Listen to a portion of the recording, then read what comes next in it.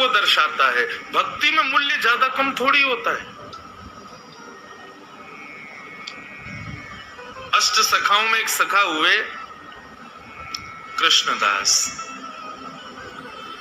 कृष्णदास जी का स्वभाव ऐसा था कि उनके नेत्रों को जो भा जाए, वो ये नहीं सोचते थे कि ये मुझे भाया है, वो सोचते थे मेरे लाल जी को भा गया है। उनके कानों को कुछ भा जाए स्वर, वो ये नहीं विचार करते थे कि कितना अच्छा है, मुझे बहुत अच्छा लगा, नहीं, मेरे ठाकुर जी को भाया है। हर स्थिति में अपने ठाकुर जी की इच्छा को प्रधानता देते थे। तो ग्रीष्म ऋतु का समय, गर्मी का समय, मन में भाव आया, कृष्णदास जी पौड़े हुए थे लेटे लेटे, तभी गर्मी लगी तो थोड़ा किसी वस्तु से पंखा कर रहे थे, गले में थोड़ी गर्मी लगी तो जलपान किया। उसके बाद विचार किया कोई ऐसा फल खाया जाए जिससे थोड़ी गर्मी शांत हो। तो मन में विचार आया, बोले जरूर ठाकुर जी को गर्मी लग रही है, इसीलिए मुझे गर्मी लग रही है। निकल गए महाराज बाजार में लेने के लिए खरबूज। जैसे ही पहुंचे तो महीने का पहला फल आया था। लेने के लिए जैसे ही पहुंचे, दुकानदार से जाके बोला भैया कितने का लगाया, भाव मोल करो।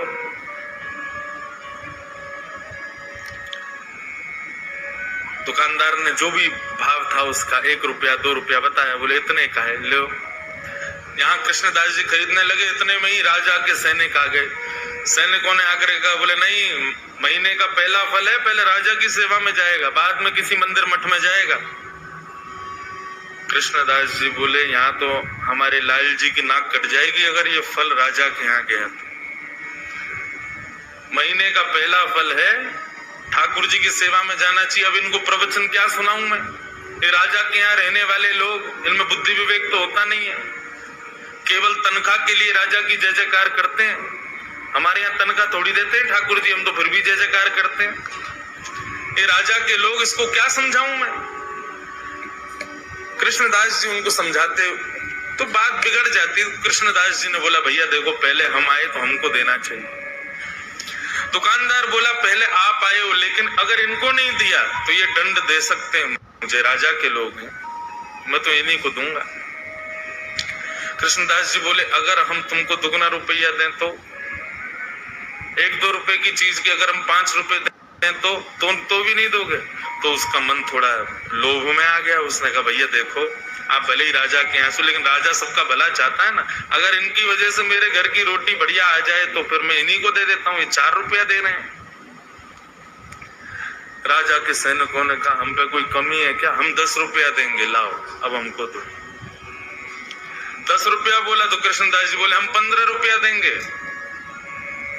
अच्छा एक और बात बताऊं, जेब में लाए 2 ही रुपया थे कृष्णदास जी।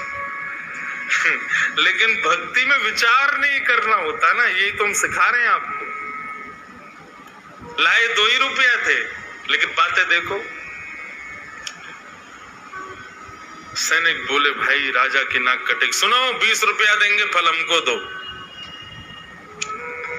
कृष्णदास जी बोले 25 देंगे, बिना विचार किए हमको दो। करते करते करते महाराज मोल पहुंच गया 90 रुपए पे।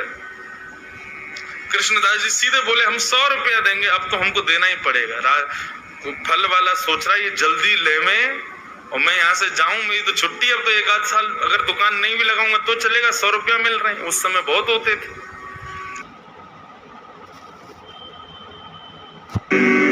जब 100 रुपये पर अंक पहुंच गया कृष्णदास जी का, सैनिकों ने बोला कि भाई देखो, हम भले ही मोल भाव तो लगा रहे हैं, अपने राजा की नाक बचाने के लिए रुपया बढ़ाते तो चले गए, लेकिन अगर राजा ने पूछा कि फल कितने का आया और हमने कहा 100 रुपए का, तो राजा तलवार निकाल के सरदार से अलग कर देगा। बोले राज संपत्ति को तुम तो सोच ही नहीं रहे हो कि 100 रुपए का फल लाए हो। अंत में राजा के सैनिकों ने हाथ खड़े किए, बोले इन्हीं को दे दो, हमको नहीं चाहिए। दुकानदार बोला लाओ 100 रुपया। कृष्णदास जी बोले देख भाई, तू मोल निकाल के, तू ये फल निकाल के रख दे, बस हम लेके आ रहे हैं, चाहे कैसे भी लाए लेके आएंगे, लेकिन इसको रख दे। तुरंत गए, ना जाने क्या क्या वस्तुएं सब लगा करके बेच करके 100 रुपए का फल लेकर के गए। ले जाकर के जैसे ही रसोई घर में पधराया। अच्छा, हमारे यहाँ वृंदावन में बंधुओं आज भी एक नियम है, बहुत सावधानी से सुनना। ठाकुर जी के 12-1 बजे मंदिर बंद हो जाते हैं। हम लोगों को ऐसी विचारधारा है कि ठाकुर जी शयन कर रहे हैं, लेकिन नहीं। ये वृंदावन में दोपहर में मंदिर बंद होने का रहस्य शयन करना। ठाकुर जी शयन में नहीं जाते, हमारी आपकी तरह नहीं रोटी खा के पड़ गए। ठाकुर जी गौचारण के लिए जाते हैं उस समय। तो कभी भी आज के बाद वृंदावन में ये हो कि भाई 12 बज गए 1 बजे, तो किसी से ये नहीं कहना ठाकुर जी शयन कर गए।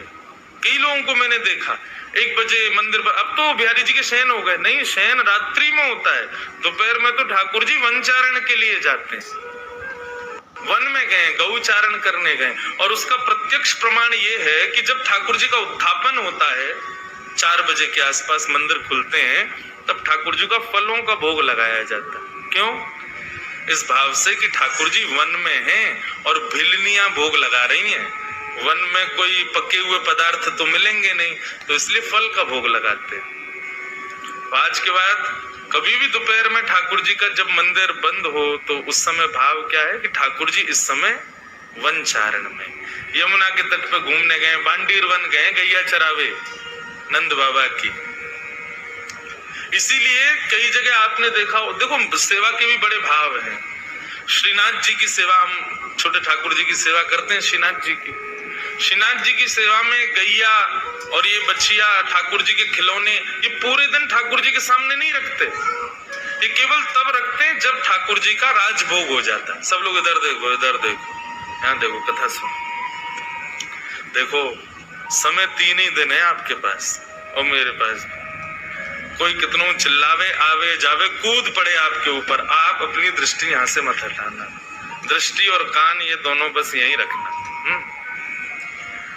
तो हमारे यहाँ नियम है ब्रज में कि ठाकुर जी के आगे गैया, ठाकुर जी के आगे खिलौने, ठाकुर जी की लकुट वगैरह, ये सब राजभोग के बाद दराई जाती है। क्यों? कि अब ठाकुर जी तैयार हो गए वन में जाने के लिए। तो आज भी नियम से सेवा वैसी चलती है, पूरे दिन गैया आदि नहीं रखते ठाकुर जी के आगे। और फिर हर मंदिर की व्यवस्थाएं अलग हैं। राधा रमन जी की अलग है, राधा वल्लभ जी की अलग है, बिहारी जी की अलग है, श्रीनाथ जी की अलग है, गोविंद देव जी की अलग है। पर सब जगह भाव यही है कि दोपहर में ठाकुर जी गौचारण के लिए जाते हैं। कृष्णदास जी दोपहर में फल ले आए, रसोई घर में लाके फल रख दिया। रसोईया जी को बता दिया जाके, बोले हमने जो है वहां रसोई घर में फल रखा है, अभी उत्थापन में ठाकुर जी को खरबूज का ही भोग लगाना।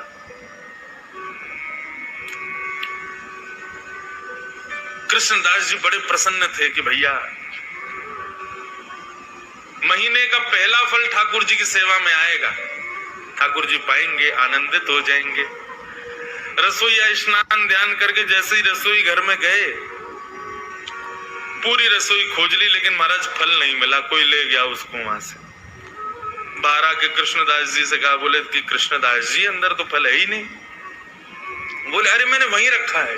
बोले मैंने देख लिया, कहीं भी नहीं है, सब जगह खोज लिया महाराज, फल तो कहीं चला गया, उसको कोई और ले गया। कृष्णदास जी बड़े व्याकुल हो गए।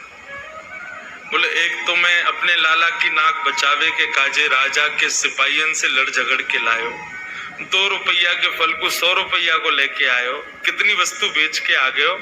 इस बात का दुख नहीं कि इतना महंगा लाया, इस बात का दुख नहीं कि इतना लड़के लाया, इस बात का दुख कि ठाकुर जी उसको पा ना पाए, कोई और ले गया। बड़े दुखित बैठे थे मंदिर के अंदर। उत्थापन का समय, अन्य फलों का भोग ठाकुर जी को लगा दिया, लेकिन कृष्णदास जी का मन बड़ा विचलित। पुजारी जी आए, बोले कोई बात नहीं, अब हमने अन्य फलों का भोग लगा दिया है, अब फिर कभी कृष्णदास जी, अब कृष्णदास जी किस किस को बताएं। अच्छा एक और बात बंधुओं, जो बात पे ये बताए ना, मैं तो ये करके लाया था, मैं तो इतनी मेहनत से लाया था, समझो उसको इस बात से चिंता नहीं कि ठाकुर जी ने धारण नहीं की, उसको इस बात की चिंता कि मैंने मेहनत की थी। कृष्णदास जी को ये चिंता ही नहीं थी कि मैंने कितना श्रम किया, उनको ये चिंता थी ठाकुर जी ने पाया नहीं। रोते रहे, सब समझाते रहे कृष्णदास जी को। उत्थापन का भोग जब अनवसर हुआ और पुजारी जी ने बाहर आकर के जैसे ही कपाट खोलने की घोषणा की, सब दर्शनार्थी खड़े हो गए। कृष्णदास जी के भी नेत्र लाल पड़े थे। जैसे ही कपाट खुले तो क्या पाया, ठाकुर जी के उर्द बाहु के ऊपर वही फल रखा जाता जो कृष्णदास जी लेकर के आए। रसोईया लाता उससे पहले ठाकुर जी रसोई घर में जाके ले आए उस फल को और अपनी भुजा में ला करके धारण कर लिया। जैसे ये दृश्य कृष्णदास जी ने देखा, मूर्छित हो गए, भाव में प्रवेश कर गए और ठाकुर जी के बार बार बलैया लेने लगे। जय हो नाथ, साचो प्रियतम आप ही हो, बिन गोपाल को नहीं अपनो, जासों कीरत रहिए। सूरदास जी कहते हैं संसार के प्रेमी लोग कितना भी प्रेम का आप उनके सामने बखान कर दो, कितना भी अपना प्रेम उनके सामने उजागर कर दो, कभी ना कभी उसका त्याग कर देंगे। लेकिन ठाकुर जी आपके प्रेम को हृदय से लगा करके रखते हैं। इसलिए मैं कथाओं में कहा करता हूं, ठाकुर जी को 56 भोग प्रिय नहीं, ठाकुर जी को इत्र प्रिय नहीं, ठाकुर जी को चंदन प्रिय नहीं, ठाकुर जी को दुनिया भर की पोशाक प्रिय नहीं, सोने चांदी हीरे जवाहरात प्रिय नहीं, अपने प्रेमी भक्त का भाव प्रिय। उसका भाव कैसा, उसका भोग ठाकुर जी लगाते हैं। 56 भोग है, इससे ठाकुर जी को कोई अभिप्राय नहीं। इसलिए भैया भक्ति का पहला सूत्र अपना लीजिए कि भक्ति विचार का विषय नहीं है, विचार नहीं करना है। आप विचार मत करो, बस जो करना भाव मन में आ गया बस कर दो, ठाकुर जी सब संभाल लेंगे। ये विचार उत्पन्न होना और फिर स्वयं को उसके ना योग्य मान करके उस क्रिया को ना करना, ये ठाकुर जी की परीक्षा है। पहले तो आपके हृदय में ऐसा विचार उत्पन्न करा देंगे कि ऐसा ऐसा मुझे उत्सव करना है ठाकुर जी का, और फिर बाद में आप सोचो अरे हम पर धन तो है ही नहीं, हम तो कर ही नहीं पाएंगे। आप जैसे ही उस भाव से पीछे हटे, ठाकुर जी आपको परीक्षा में फेल कर देंगे। फेल क्यों? विचार कर रहा है। रैदास जी का चरित्र सुना है? जब ठाकुर जी उनकी सेवा में आए ना, तो रैदास जी अपने ठाकुर जी को, रैदास जी का स्वभाव था कि वो तीर्थों में ही घूमते रहते थे, लेकिन जब से ठाकुर जी सेवा में आए तब से उनका तीर्थ छूट गया। क्यों? ठाकुर जी को समय पे भोग नहीं लग पाता, ठाकुर जी को यथा उचित स्थान पे बैठा नहीं पाते, क्या करें, तीर्थ जा ही नहीं पा रहे थे। तो रैदास जी ने ऐसा बना लिया, अपनी कुटिया में ही अलग अलग तीर्थों के नामों से पर्चियां लगा दी और रोज ठाकुर जी श्रृंगार करके कहते, कहो लाल जी कहाँ चलोगे? अच्छा तो आज रामेश्वरम जाना है। ठाकुर जी की चौकी उठाते, नेत्र बंद करते, ओहो देखो कितना सुंदर समुद्र बह रहा है, देखो ठाकुर जी रामेश्वर नाथ भगवान का अभिषेक चल रहा है, लोग ओम नमः शिवाय का उच्चारण कर रहे हैं, और ठाकुर जी की चौकी 2-4 बार ऐसे घुमा के रामेश्वरम जहाँ लिखा होता तो वहीं बैठा, पहुंच गए रामेश्वरम, जय हो, बोलो भगवान शिव की जय हो। रामेश्वरम पहुंच गए ठाकुर जी, और फिर नेत्र बंद करके अपने ठाकुर जी को ही बताते, देखो ठाकुर जी अब हम धनुष कोड़ी पे घूम रहे हैं, अब देखो रामेश्वर भगवान के स्फटिक शिला के दर्शन कर रहे हैं, रामेश्वरम में कितने सारे कुएं हैं, हम उनमें स्नान कर रहे हैं, बैठे अपने गांव में हैं, अपनी कुटिया में हैं, लेकिन ठाकुर जी के प्रति भाव क्या रख रहे हैं कि हम रामेश्वरम में। रैदास जी की इस भक्ति का ये स्वरूप हुआ